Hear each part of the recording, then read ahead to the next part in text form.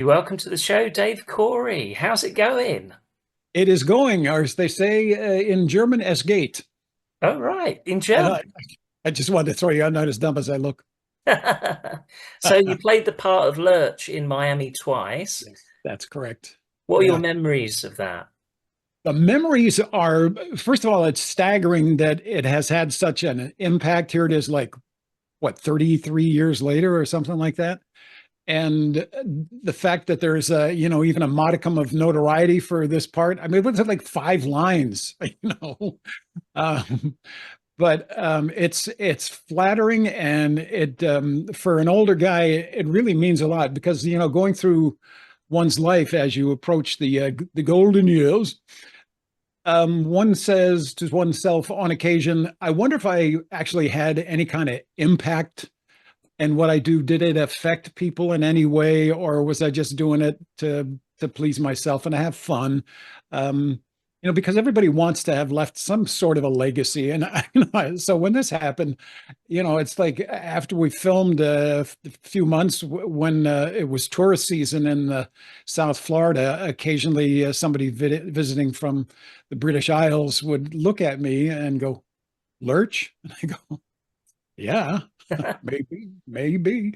But the best part, I think it challenged me to take some chances in the audition process. This was the greatest, and sometimes it backfired on me too. I'll tell you what happened. Originally, you go and you read for the casting director, and I did those the lines, and I looked stupid enough, and that was cool. But then director Tony Dow came to town, and I walked into the office, and he said, "Won't you have a seat?" And I'm thinking to myself, what would Lurch say to that? I said, "Oh, gee, that is very magnanimous of you." And so I grabbed a chair in the room, and I walked out and literally walked to my car with the chair, and I was going to put it in my trunk because he said, "Won't you have a seat?" And I went, "Yeah, sure." So, without even having to go over any dialogue, he just said right then and there, and he goes, "You got the part." So, Brilliant. now, so I figured out, let me try that again. So the next thing I had was a part for an FBI agent, and he was a real tough son of a gun. And so I went into the callback with the director, and he says, "Oh, it's wonderful to have you here today. So, how you doing?" And I said, "Cut all this bullshit chit chat. I mean, let's just get to it, all right? You mind?" And so I did it in character, and he went, "Oh, yeah, okay, let's do it." Huh. And before I got home, the casting director called. She said, I don't know what you did, but you got the part." I said, "Whoa, that was pretty good." But then the backfire was a Burt Reynolds TV series that I went to audition for. And again, I was playing a tough guy. So the line was, "What's it going to be? The money you owe me or a piece of you?" And I had supposedly a knife in my hand. But I figured, well, let's try this technique again. So I went to my friend Vinny, and I said, "You got any switchblades?" And he goes, "Oh, I got any friggin' switchblades." And so I said, "Yeah." And he says, I said, "So hook me up with one. Give me a couple lessons how to flick those sons thing." And he said, "Sure." So I'm all set. I go in to see the director, and he's reading the lines of the other character. So I go up to him and I say, "So what's going to be? The money you owe me or a piece of you?" And I did the switchblade right in his face, about an inch from his nose. And he says, "Get the F out of here." And I went, "What?" He says, "Nobody ever threatens the director." I said, "I wasn't threatening the director." He says, "Get out like that." And I went, "Okay, well, I guess there's a fine line." So, but I don't know. It just was, like I say, it was an interesting audition that I decided to make a pretty radical choice. And I thank Mr. Dow for that opportunity and the opportunity to play this crazy character. Yeah. And of course, well, that's 2 out of 3. That isn't bad, you know. I know. Yeah. And you was Yeah. also in Bad Boys too, wasn't you? Yes, I was the FBI director, the head of the FBI for the Miami thing. It was, again, a wispy part. It wasn't, I guess what they love to do with me is cast me, for instance, Miami Vice. I did 4 episodes, got killed in 2. I don't know if you know Walker, Texas Ranger. I went to Dallas, Texas, and shot that. I was an undercover agent, and they killed me in that. And most everything I do, I get killed, except for Only Fools and Horses. I didn't get killed, but I guess is by dint of my size. I'm 6'5" and about 250 pounds. So I guess it lends itself to killing. I see. Who's this gentleman? That's is this another Chris? Yeah, Yes. that's Chris B. Oh, Chris B. Okay, so there's a lot of Chris's because I'm gonna be coming over there to do the convention Wow. in August, and there's another Chris affiliated with that. So Jesus, Chris, It's a common name. see We're what I very did? common. That'll be Chris McNeil, I think, Dave. Yes, he's a hell of a guy. Oh my gosh, again, it's just such a flattering experience. I Yeah, I'm looking. I actually wrote down my lines. I got 5 lines in the whole episode, and but it was such fun. It was such great fun doing that with not only my crazy comrades from Miami, but actually working with Sir David and well, his name escapes me. They're just hysterical, and I think they were a little bit. I don't know if they were afraid of me per se, or just whatever it was, because I think I stayed in character the whole time of the shoot. And so I don't think they ever saw me, they just saw Lurch, the mouth breather. And really, when I stay in character in that role, my voice was constantly dried out because, mouth breathing does that to you. But yeah, it was quite an experience. And I don't know, I'd do it again. I sure would. Did I read, Dave, that ironically as well, your first job was in Miami Vice? Is that right? That's correct. Yes, it was a police officer. That was a cool story. I'm standing in a bridge, near a bridge in Key West, Florida, and I'm waiting there looking, anticipating that the bad guys are going to come by. So the two main guys, Crockett and Tubbs, drive up, and they have a dialogue with me, and I never rehearsed it with them. I rehearsed with the second team. They were short for time. So they were, to get the shots lined up and everything else, they had the car drive in, and then they had two, not the real guys, Crockett and Tubbs, walk up. We did like the dialogue, and they go, all right, well, let's bring in the real actors, So they did roll the cameras, and this was nerve-wracking for me. And I hear the car drive up, and I hear the footsteps, and then I hear the dialogue at me, and then I turn, and God, it's the real Crockett and Tubbs. And I went, hey, or something as brilliant as that. Hey. And so the director was Edward James Olmos, and he just went into hysterics and says, perhaps I should have introduced you. And I said, yeah, that might have worked. But the rest of the scene, the bad guys show up and they slam into my police car, and I have to dive into the water, and the police car goes in after me, and everything blows up. And so they had me thinking all day that I was going to have to do that myself. I guess it's some kind of initiation or something. So I stood there, and just about a half an hour before it was supposed to shoot, they said, nah, here's the real stunt guy. You don't have to do that. And I had worked myself up to that point. I said, I'll do it. Shoot. Yeah. But yeah, that was a great episode. Actually, that was ironic, isn't it, that you were in Miami Vice, and then the Fools and Horse episodes called Miami Twice, a bit of a play on that. Yeah. I got a little treat I have to show you before I forget. Great. So I was digging through all my junk, and look what I found. A Miami Twice shirt that they gave all of us on the set. It says on the front, says BBC Crew 1991. And then there's a nice little cartoon, as you see, on the back of it. And so I've got 2 of those, as a matter of fact. Oh, wow. Wow. So they only gave them to the crew. Yeah. I'll give them to the highest bidder for a price. Yeah, a little bit of a price. That'd be a nice piece signed, wouldn't it, on the convention day, though, if you signed it and things? Yes. So yeah, like I got 2. One is a little more worn, and it has some armpit funk from me. Maybe maybe that'll be the one that I should bring, huh? What do you think? Yeah, that's like match worn at football, isn't it, that one? Yeah. Oh my gosh. Yeah. Yeah, yeah. Do you have any more memorabilia at all from the show? Any outfits or anything? I don't because I've gained well, the thing that was, like I say, 33 years ago, and I've gained a few pounds since then. So I may have the suit sitting somewhere, but I doubt it, you know. uh I wish that I had saved my script.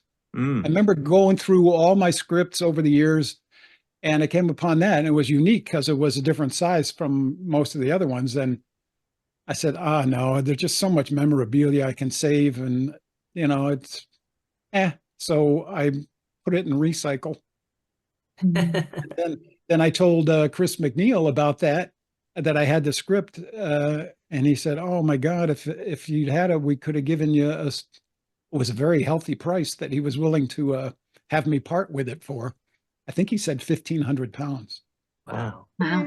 But there's no idea. I mean, as you say, it was such a long time ago. 91, this episode. Yeah. But of Would course, you have it known is- the significance, Dave? Sorry of that. At the time, did you know it was such a big show, iconic show in England, or not really? That's the thing. It's like I'm not, I can't avail myself of many of the English programs here. First of all, I'm not that adept at searching out things on the internet. My wife, however, does love the product that they do send over public broadcasting in it, but it's usually Downton Abbey and the stuff that I use as a sleep. I shouldn't say it because they're fabulous programs. The acting is great, but it's not exactly up my alley, so to speak. So I wasn't aware, except for they have Faulty Towers, and there was Are You Being Served? And the older stuff, those are about the only two. There's another one that I saw recently. It's a theater company that they put on a play and everything just goes wrong. I can't remember the name of that. Oh gosh. I'll try to figure out what. Doesn't ring a bell there, does it? No. No. I was thinking that era, Steptoe and Son and Dad's Army, wasn't there, and things. No. But as far as Only Fools and Horses, I knew as much about that as you all probably knew about like Seinfeld, which was is such a big show here. I'm still watching episodes every night of Seinfeld, so I guess I certainly can identify with that phenomenon. And it went 23 years, did it? Something like that. Yeah, it was 22, I think. Yeah, it was. Yeah. So 64 episodes. Yeah, long time. wow. Biggest viewing figures ever for the last one, Dave. I think it's 24.3 million. But your episode was 14.9 million viewers as well. My goodness. On Christmas Day. Oh, and is that true that it was the Queen that she does a Christmas message and then she introduced the show? Was that? She did. You She shaking? did. Yeah, she did. Oh, you can't, didn't it? And then she went, "Now only fools and horses." Did she do that? I think so. Oh my God. I'm not sure on that one. No, I'm not sure on that one. She always did a Queen's speech on Christmas Day, though. Yeah. She used to do about 3 o'clock, but Fools and Horses come on probably about 6 o'clock, I'd say. So, yeah. But I know she was a fan of the show, though. I bet she watched it. Oh, God bless her. Wow. Yeah. It's just like to know that I'm going to be there in a few weeks and that I had that kind of impact. It's pretty cool. It really is. And Anthony had prepared me for it, saying that I'm going to have a ball. And what's really neat is that we celebrated our 50th wedding anniversary a year ago, and we didn't do anything except go to the no-tell motel down the street and have but so we didn't do anything special. So we figured we'd make this the occasion that we celebrate the anniversary. Start there, and then my mother was from northern Italy, a place called Alice Castello, which is just so romantic. It's up in a Piedmont area, and it translates Alice's Castle. I mean, how romantic is that? So we're going to go to Milan, and it's just a little bit north of Milan, and we're going to check that out, see if I have any relatives there, and then get into trouble with them. But yeah, I do remember my uncles. They were actually models for Lurch a little bit, because they sort of had a mystique about them. I never exactly knew if they were into any activities that one would consider untoward, but I do. I do remember at my wedding, one of my uncles comes up to me and he says, "So, you ever think about going to work with us?" And I said, "Well, what do you do?" And they said, "I'm an accountant." "Yeah, we're accountants." And I said, "Well, I don't know anything about that. I'm into broadcasting and then stuff like that, and acting." He says, "Yeah, you don't need to freaking know anything about that." I can't say the F bomb here, can I? No. But and I said, "What would you want me to do? Because I have no experience." And he says, "Just be yourself." And I said, "What do you mean, just be myself?" And he goes, "Friggin' big." And I went, "Oh, okay.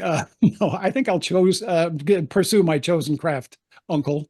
It was Have you Uncle seen Louis. that film Green Book? No. That's brilliant, that is. This is where this Italian American guy who's a bouncer at the Copacabana, the nightclub, he basically has to look after this guy in the deep south, a black man who's a Okay. pianist at the time, Mhm. of course, in the He's a 60s. penis? A pianist. Oh, okay. I'm sorry. And That was why Lurch comes popping out. Yeah.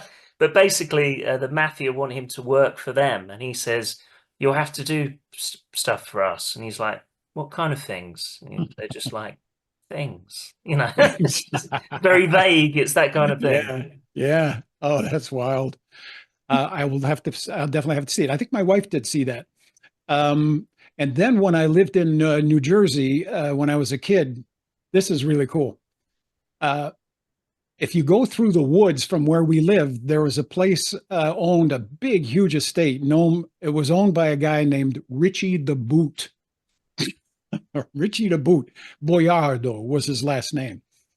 And one of his grandkids was in my third grade class. And so we went on a little picnic at the Richie the Boot's place. And he said, "All right, you kids, you can hang out in this picnic area here, but just stay away from over there. Don't go over there. It's not good for you." And we said, "Okay." And so one day, my brother and I decided we'd go through the woods to the periphery of the Richie the Boot estate. And as we tried to make our way through the fence, all of a sudden, guys with they would fill their shotguns with rock salt, is what it was. So that kind of said, "All right, well, it's probably best that we don't go to Richie and bother him anymore." But next to Richie the Boot's place was an egg place where my mother would buy eggs. And this guy, his name was Anthony Russo, and I would go with my mother, and she would sit and they drink with this Anthony Russo. They drink this stuff called grappa. It's like really heavy shit. And I would just sit there and listen to them. They're talking Italian back and forth and having a good time, and it was wonderful. It was again, it was nothing, seedy or anything like that. It was just like my mom would like to buy the eggs, and you don't run across somebody from Italy all that often. So they had a good time and talked and had a little grappa. So Life magazine, many years later, comes out. It has a 2-page spread. On the front of it was Richie the Boot's place, with statues of all his grandkids and stuff. It was so gaudy. It was ridiculous. And then you learn that he had a place where on the estate where he would take his enemies and he'd hang them up on hooks and have like electric prods, and he'd be doing that to them. Then after he killed them, he would take them over to Tony Russo's egg farm and bury them under the building.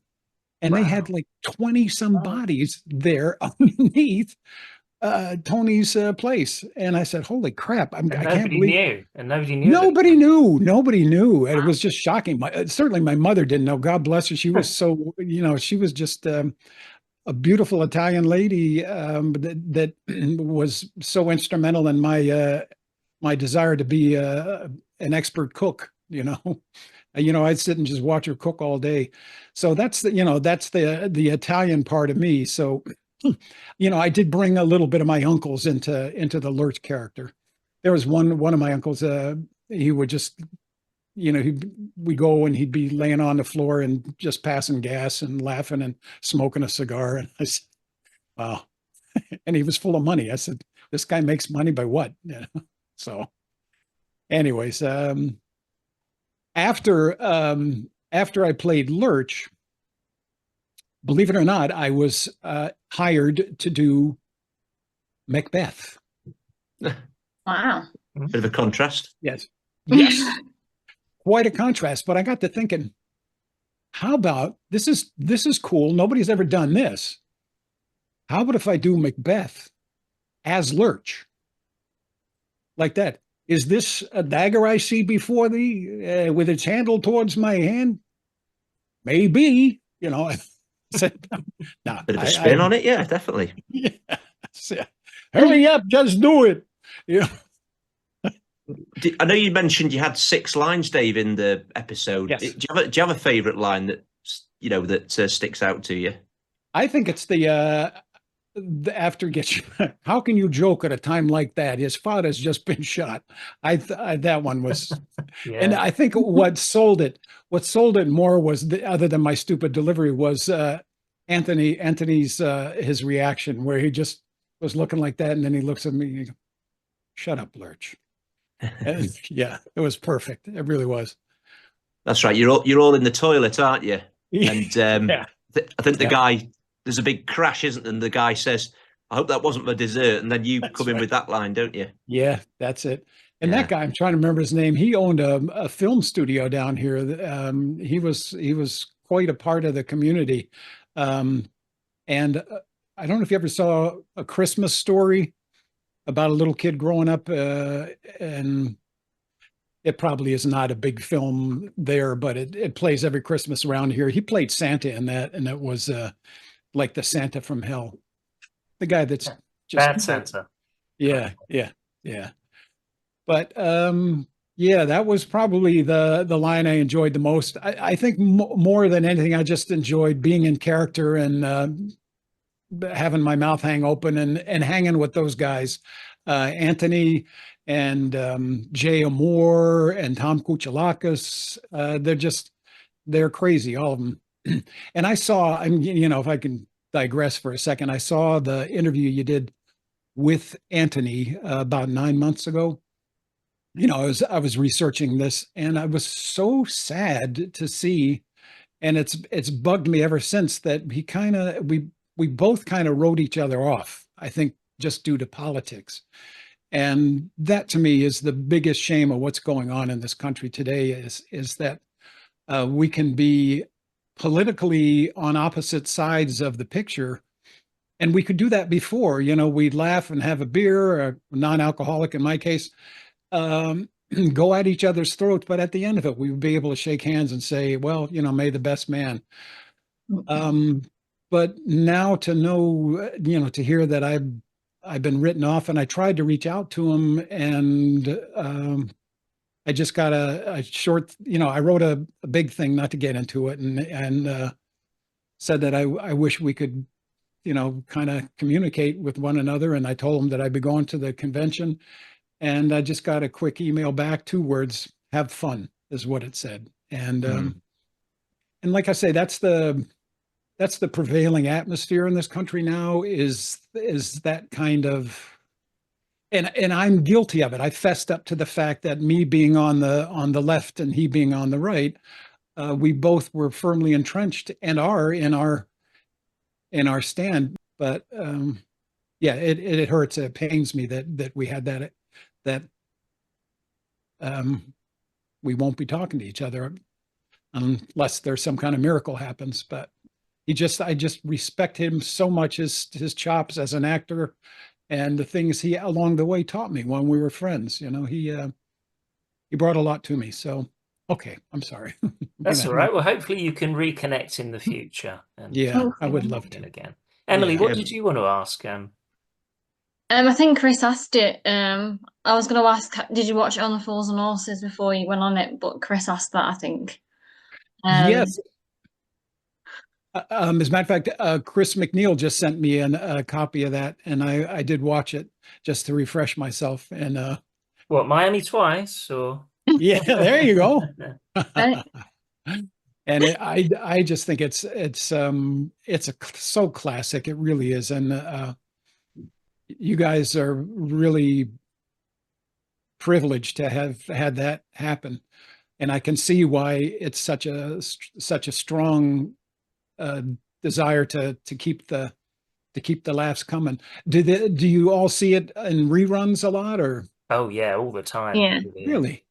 Well, that's like I say, it's like our Seinfeld. Again, I've seen everyone 15, 20 times, but I never miss it, and I never cease to have a good hearty laugh, especially with the character I think that most identifies with Lurch is the guy across the hall, Kramer. Just It's always shown, once. Dave, on UK Gold. Did you know that I suppose you did know this, your episode is the second, it's like not a sequel, but it's a second episode. There's an episode previous to yours that sets it up Right, nicely. Might not have right. seen that. I haven't seen it. It's like I think it's part of the package that Chris had me download, and I just wanted to familiarize myself with that second half. But I will definitely go back and watch the first half too. Oh, something else that happened over the course of the shooting is, and I thought they were halfway serious about it. It was pretty exciting for me. But Tony Dow at one point said, "What would be great is if we do the Lurch and Trigger show. It'd be like a spinoff." And and he said, the beauty of it would it have to be like maybe 2 pages, the script. And it's funny because you're called Dave, and I don't know Uh, if you know, but Trigger, the character from mhm. Only Fools and Horses, calls Rodney Dave, even though that isn't his name. Is that One of the right? biggest gags on the show. Oh, oh my gosh. Well, that was like, I don't know how for real it was, but I mean, at one point, Tony asked, he said, "Would you be willing to move?" And I go, "Does Pope sleep on his back? Does Dolly Parton, is she Catholic?" But I don't know. I think it was the other way around. Is the Pope Catholic and does Dolly Parton sleep on her back? Yeah, see, that was Lurch. All of a sudden, he inhabited me for a second here. Uh, Did but it I take long thought, to shoot the episode at all, Dave? I'm sorry. Sorry, did the episode take a long time to shoot? How long were you filming for overall? That was it. It seemed relatively short, and I think, as people have mentioned, that it was extended a little bit by the Teamsters strike. But I remember at least a week or two, and mostly just standing there with my mouth open, uh, while all the other guys did all the work, learning the lines and whatnot. And though they were absolutely in all the things I've done, which ain't a lot, they after every 100 takes, they would bring out a bottle of champagne and they go, "Here's to another 100." And I thought that was the sweetest, the most wonderful thing. Um, yeah, it was just such a memorable experience. Really, really, just so privileged to have been a part of that, for sure. uh, I'm sorry if I'm jiggling a lot here today. Yesterday, we had another romantic occasion. The wife and I went for our colonoscopies. Oh, Oh. Yes.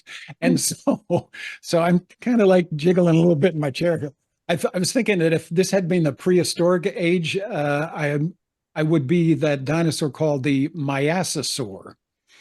Um, so I apologize if I'm wiggling a little bit today, So but that's something to look forward to in the future then for me. it really is. Because you get to purge everything that's in you the day before, and that's a lovely experience. It really is. Oh, Uh, I oh, yeah. bet. I won't Have you, dwell have you on ever it. thought, Dave? I always ask the actors this: where Lurch would be? Where would Lurch be now? Do you think behind bars, Lurch, or do you think he'd have a better life than that? I think he would be sort of surrounded by a bunch of grandkids and great grandkids, and kind of like that last scene in The Godfather where Don Vito Corleone is sitting there doing a thing with the orange in his mouth, and that whole deal, and then he has a heart attack. I think that would be kind of Lurch. I think he would have survived and gone on to just chill, like me. You know what I'm saying? And was you in the Everglades as well when Yes. that scene? Because that's a very funny Yeah. scene, that one. That was a cool episode. I remember getting up very early in the morning, and I was standing there looking in the water wherever we were, and there were alligators just all over the place. And one of the individuals in the cast, I won't say who, actually had a fishing rod with a multi-pronged hook on the end of it, and he was casting out and actually caught one of the alligators on the back. And this thing started going, wah, wah, wah, wah, wah, real, spinning around, and you could hear the string going like that. But I won't say who did that.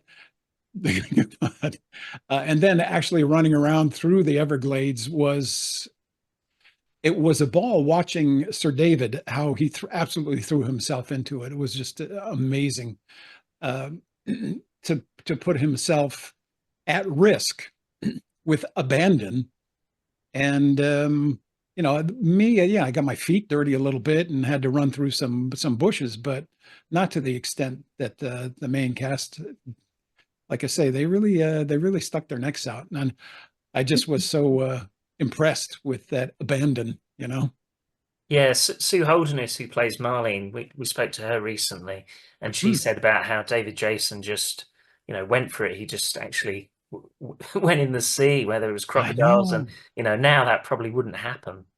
You're Yeah. absolutely right, and I think the one actor we have in this country, Tom Cruise, he can get away with it because he's probably one of the greatest stuntmen around. But I remember being auditioning for an Italian film, a very low budget Italian film, and they asked the talent that they would be available to jump into a car, crash into a building, jump out of the car just before the car blew up. And I said, well, that's what we have stuntmen for. And they say, oh, we don't got the budget for stuntmen. And I go, well, and the thing is the ego of the actor, God bless all of us, is that it's like you think about it for a second, you go, yeah, sure, no problem. I'll do that. Yeah. What's the big deal?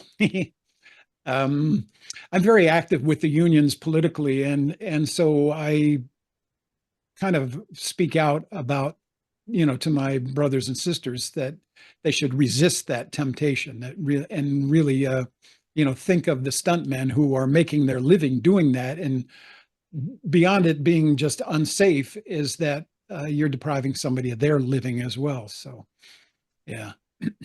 And what was it like with, we spoke to Anthony about it before, but the whole Teamsters thing that happened with the BBC, that was very different for them, wasn't it? Yes, it was, again, being a strong union person. I never want to say, damn those Teamsters or anything like that. I didn't insinuate myself into their business, what the situation was, but there's always a validity in my mind to going on strike. There has to be some bottom line that makes it a consideration, that has to be either resolved or they have to take a stand. In that case, that's what happened, is they took a stand. And it was unfortunate for two reasons. First of all, because it cost the production, I'm sure, oodles of pounds to sit and wait for that to resolve itself. And secondly, I think that it disserved the chances for the BBC or any production to come and shoot again. So while I understood and always support my fellow and sister union people, I can see that it does cause those situations, unfortunately. But such is life. And to me, I don't remember it. I remember one day sitting around and, with my thumb up my butt, doing nothing and waiting for it to be resolved, because there was word that, perhaps that's what's going to happen. And it was one day that I didn't shoot, but I'm sure there was a situation where their tempers were probably very high amongst the people that were running the show. Is it still like that over in America? Is there still a lot of unions, and has it changed at all from then, or is it very similar? It's, I think the unions are, they're back and forth. It's like a ping pong game, under one administration, depending who's in office. It's very strong. The unions are very strong. And I think what we did in Screen Actors Guild and the American Federation of Television Radars is that we, by holding out for as long as we did, and by the writers for holding out, we certainly did show our strength in numbers, and everything that they were looking for, we were looking for, was totally valid. And so I think the union is now at a pretty good strong point. Yeah, wasn't that to do with AI programs potentially writing Yes, scripts? correct. Yeah, I heard about that. That's for the writers. And then if you just see some of the videos that are shot now without the real actors or with Joe Biden or whomever else, AI can really approximate very well those individuals and make you believe they're saying what they're actually saying and doing what they're actually doing. So, that's something we really got to be aware of. But I compare it to, my son is a bassoonist with a symphony orchestra. And once they were discussing maybe for these big operas, maybe they should just play recorded music. And I say, no, man. I said, the event itself involves the strings and the brass and all that stuff. You can't just have recording and have a show that's going to move you. And so I think that AI, if we take advantage of all the plus things about it and we keep our eye on the minus things, it'll be a really cool thing to have. I'm always worried about AI. I think of Terminator 2. Have you ever seen that film? Yes. Yeah. Yeah. I think the computers are going to take over the world or something. Yeah. Yeah. And you know what my problem is? I think the problem I find is that the collective mentality of those people in my peers that deal with social media and all that kind of crap is that the technology is light years ahead of the biology. And I think that's the biggest problem we're facing, is that we're being so affected by false stuff and not knowing it and buying into it very easily. So, yeah, that's why I don't even, check this out. I don't even have a cell phone. I got a flip phone, but that's it. I'm computer literate. I like to do a lot of producing of videos, and I'm working on a podcast and everything else. But I just don't want to be hung up with that cell phone that seems to be making slaves out of most everybody. That's fair enough. Emily, didn't you recently give up Facebook? I did all social medias. Wow. For similar reasons, or? Quite personal reasons. And that as well. It's a bit of everything, really. Sometimes it's good to unplug, isn't it? My life's a lot more peaceful. Yeah. That's it. That's the bottom line. And you look peaceful. Yeah, yeah. It's a lot more peaceful. But see, what we're doing here, to me, I find invaluable. And I'll tell you, I don't know if I'm talking too much here. No. But I have a dear friend of mine. She's in her 80s, and she was running for one of the union officers. So I said, I'll go and shoot a video of you that you can use as a campaign video. So I went to her house, did that, and then I looked at her kitchen table, and there was a stack of 400 to 500 letters from the 1940s from her uncle. And she said, yeah, look at them. They've been in storage. They've been in somebody's shed for like 75 years. So I looked at them and I'm reading them, and I'm literally laughing one moment. I'm in tears the next moment. These were so beautifully written. And it's just a story that I said, there is a great story here. It's a Jewish Marine who, when World War II broke out, he decided to join the Marines.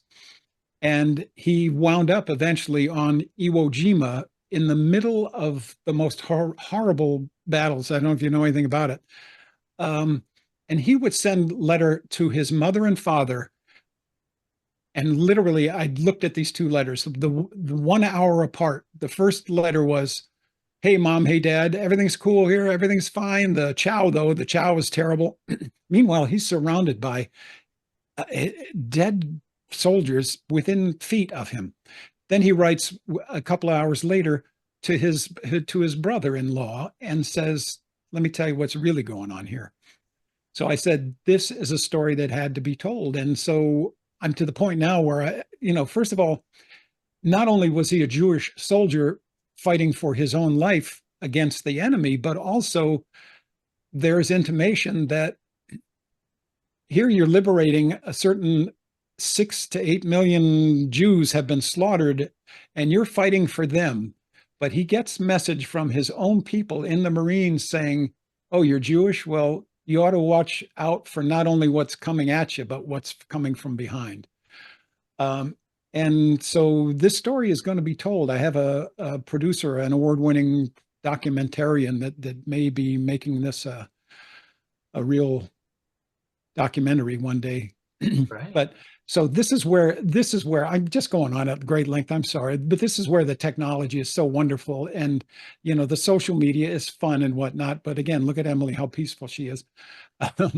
But there are certain ways that you can take advantage. I got a grant to produce this as a staged reading, and so it's taken off. That's what I'm possessed with now.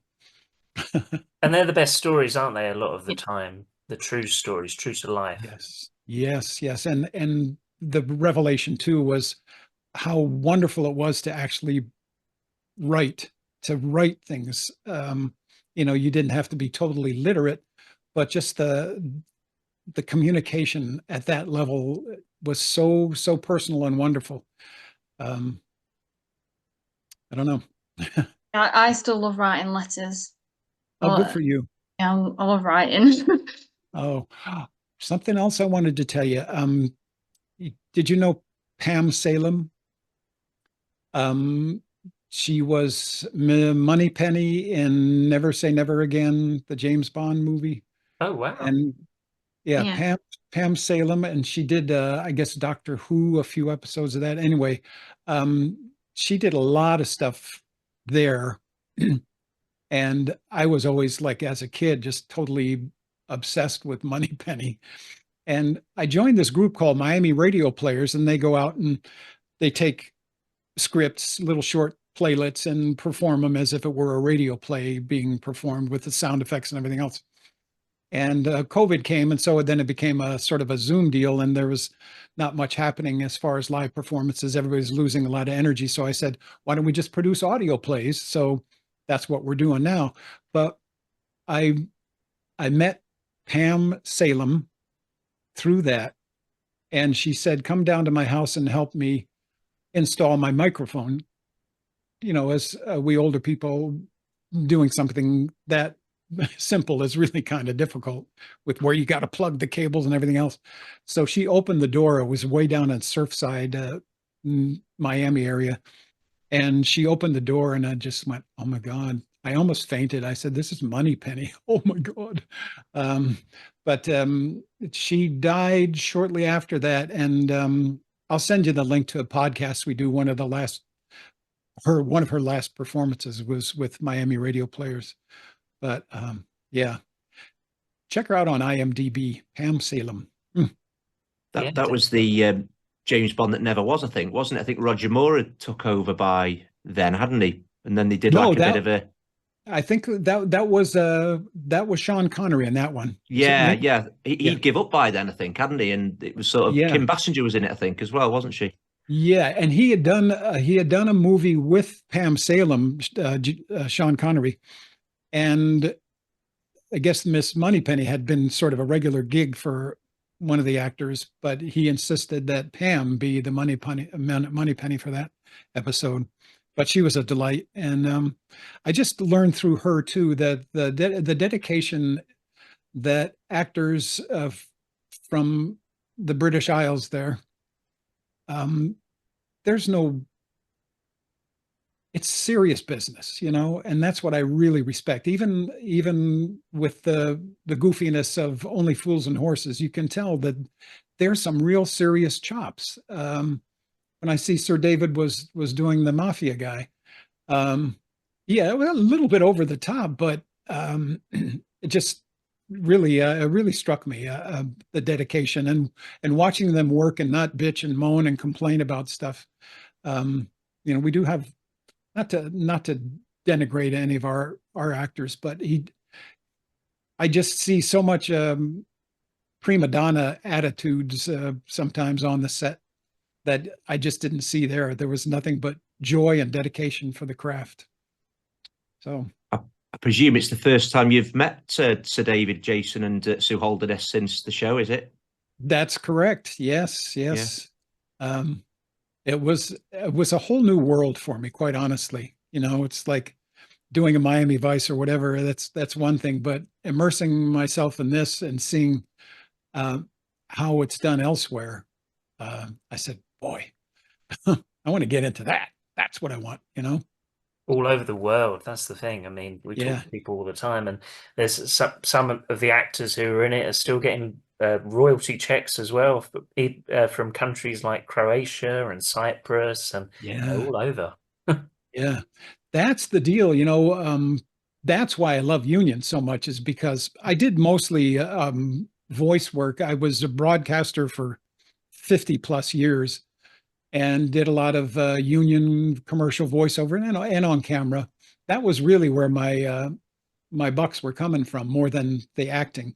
I was very fortunate to have some nice little roles, but the residuals that are coming in, both from the films and stuff, but the work I did on commercials, I mean, it's heaven.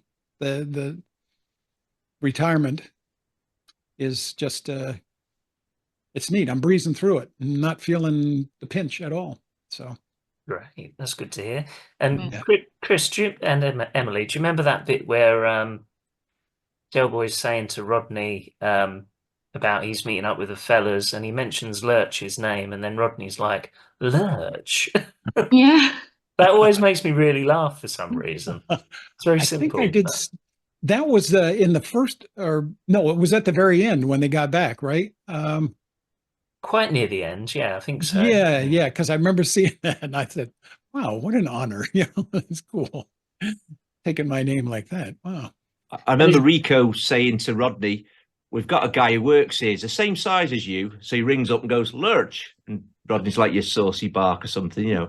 Are you a tall man, Dave? I know that sounds are you quite a tall bloke then, I presume? Yes, I'm 6'5". I was 6'6" Wow. when I was doing Lurch, but I got 2 new hips now, which make me feel, quite honestly, 30 years younger. I'm doing like 3 miles a day. I can run, all that. I was hobbled. I couldn't even walk. So this is like within the past 2 years. But yeah, but I did lose an inch height-wise. We'll leave it there, I think. Yeah. Oh no. But you're better now. You're firing all cylinders now. Oh yeah. Just going through metal detectors is going to be a little bit of a trial. Yeah. So when did you plan to come over? And when is it? It's August, isn't it? The convention. Yes, it's the 16th and 17th, or 17th and 18th, something like that. That's Saturday and Sunday. Yeah. And so we're going to arrive, I think Wednesday, and chill for a little while. And are you going to wear a suit, maybe? Oh, should I? Well, just a suggestion. You don't have to, but Yeah. in character. Shit. I'll do that. I'll wear a suit, at least the sport coat. Yeah, I should look the part, huh? Maybe I'll grease my hair back like I did too. Yeah, you could do. Yeah, I honestly think fans would like that, if I'm honest. All right then. Yeah, you saw that picture I sent you, right? Oh yeah, that was a good one. Yeah. I'll leave it there. I know you said you get recognised in America for the role, but I mean, I know you will on the day of the convention.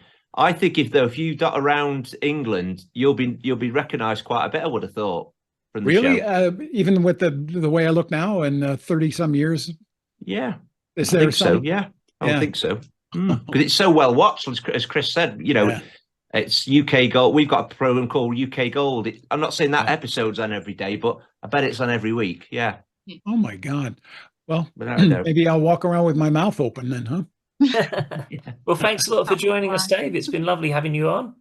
I have just had a ball with you guys. I hope I haven't bored you to tears, but yeah, this is just like I say, it's such a big deal for me. That's why I'm running off at the mouth. Just it's so exciting and fulfilling to know that, oh, I guess I did have an impact somewhere on someone. So that's cool.